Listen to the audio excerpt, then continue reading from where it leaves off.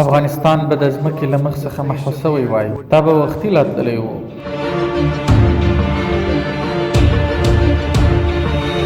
لشکرو افغانستان په اسانۍ اشغال کړی.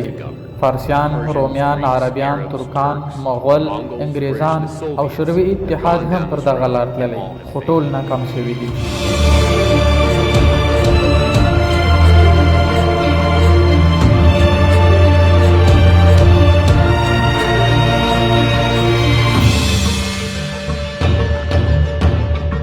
برطانوي ځواکونو د هندوستان له لارې سرمایه ګزاري وکړل. 3 ځله راغلل خو په وینو ولمبول شول. یو وار خو یې ټوله لښکر په پناه شو. یوازې یو زخمي سپی په تېښته بریالی شو.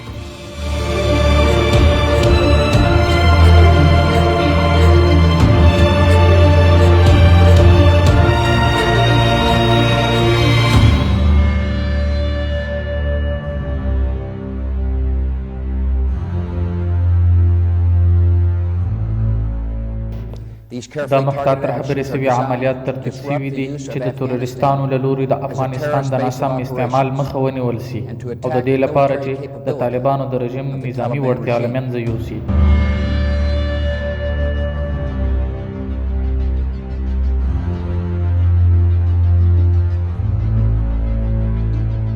د بین المللي قوتونو برخلیک په افغانستان کې ډیر ممکن د شوروي اتحاد د ځواکونو د برخلیک سره مساوي وي، په دې معنا چې دوی مجبوره دي ووځي.